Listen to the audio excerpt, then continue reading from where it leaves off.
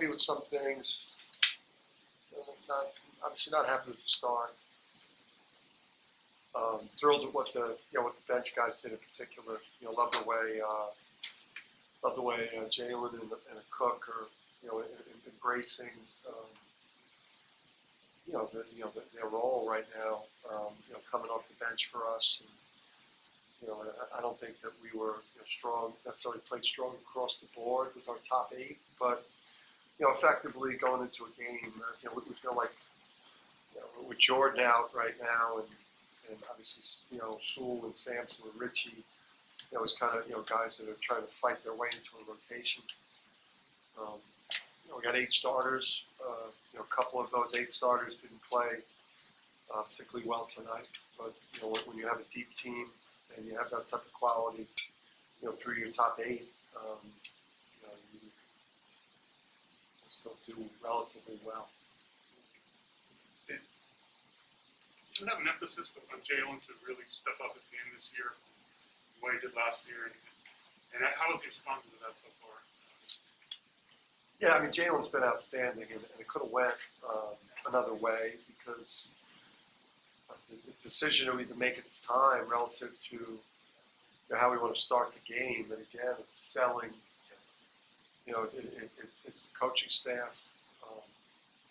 Number one, our mentality needs to be about bleeding blue, and it's all about front of the jersey and what the team needs. And this team, at this point needs Jalen to come off the bench and be that aggressive and that assertive. I do think it's kind of freeing for him to have that green light when he comes in the game to just attack, and it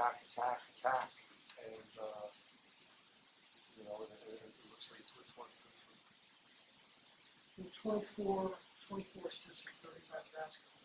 Did you like the ball movement? Yeah, it was good. I think you'll see that.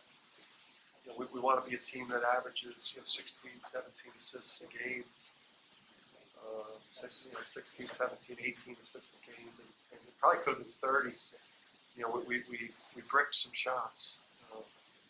We missed some point blank things that we normally wouldn't miss. We screwed up some fast break opportunities. I knew it, man. I knew that was going to happen. You always start over? What was that first question? From the top. No, it's your fault. Bad job, Phil. But yeah, I thought the number, we probably could have 30 assists today. We did take a couple of bad threes, but that's probably because you guys kept asking how many threes do you want to shoot. And I said 18, and then we took 30. So Peer pressure was. What's that? Yeah, I know, it's a good question. The players must have read it. You mentioned the 8 guys. I mean, we played pretty much the first 30 minutes or so. Is it too soon to be kind of paring down the rotation, or is it just those are the guys you wanted to see? Yeah, well, no, I'm thinking about that. That's why, we tried to get Andre or RJ to 26. We wanted guys to try to get as close to like 25, 26 in this game as we could. Obviously, you can't have those guys out there when the score gets, where it gotten to. But in very short order, we're going to need some of these guys to be playing 30-plus minutes in the very near future. So we've got to kind of build their game cardio up. I don't really worry about it because we practice really, really hard. But, we obviously, heading into Atlantis or in a game that's a bang-bang game, RJ's going to need to play 32, 33 minutes. Adama's going to be, need to play up in that range. Tyrese. How do you like the lineup with RJ and Jalen together? Obviously, RJ shooting great today, but he's capable, obviously, of playing the way he came out there. Yeah, I don't love starting the game like that. Not to say that we wouldn't do that at some point, but starting a game bigger, more athletic, defensive intensity, just opening the game with a lot of force is what we're hoping for with the lineup we're trotting out there. And I don't think we started that way either half today. So that group's got to be better if they want to stay intact. But Yeah, I mean, I love playing those two guys together. I love having two guards out there that can be creative like that. You're going to see a lot of them together. You've talked about Jalen being more creative, and I guess RJ too, but is he showing that in practice and on a consistent basis for you? Yeah, what we're doing with him and a Cook is, we put those guys on basically the second unit, the great team, and they're on there with freshmen, Corey, Rasul, Richie, and it gives them a chance really in the 5-on-5s to really sharpen, their offensive game. I mean, they get to be the two primary guys on that team that are, taking a majority of the shots and making a majority of the plays. So I think that type of practice setup for them is lending itself to a situation where, like, they're really, really aggressive in practice, and you can see Cook's, evolution too as an offensive player, getting himself around the basket more, and then in a timely way stepping out for a three, as opposed to what you probably saw from him his first 2 years, where he was oftentimes just standing out at the three-point line.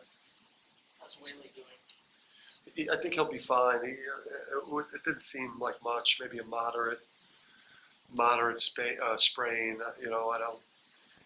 If he misses any time, probably be surprising.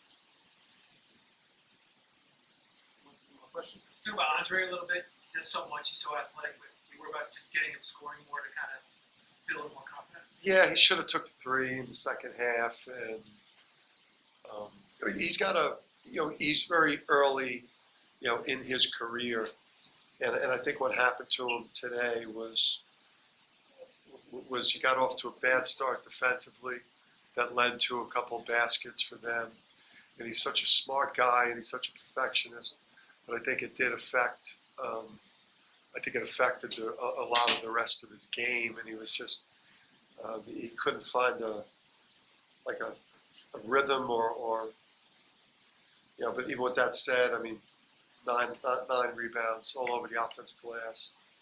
It's just that was a tough game.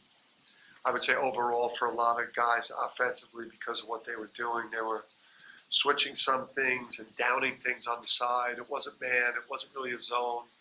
It wasn't a matchup. It was hard to prepare our guys for what they were doing defensively. It was very complex. Adama looks like he can dominate games, but you guys get away from him every once in a while for a bit. Is that by design to get others going, or? Yeah. I know it literally looks like we could just throw it to him every time and score. And I would second guess that too, if I was you. The guy is, he's a problem. So, but you have to have balance, and you have to have a balanced attack, and we also too, like, we need to get RJ and Tyrese.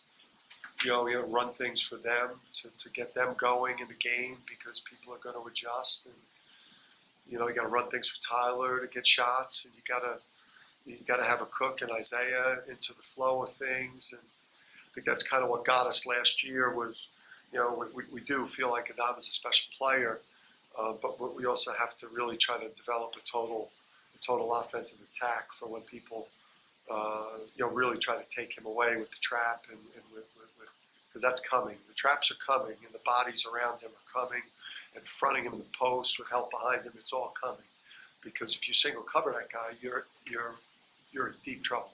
This isn't. He did the same things that he did tonight in both scrimmages. He was completely dominant. So this isn't just like a first 2-game thing. Ollie had a rough game today. How are you looking to better utilize his game for the next conference? Yeah, I've got to maybe get him in a little bit earlier. I think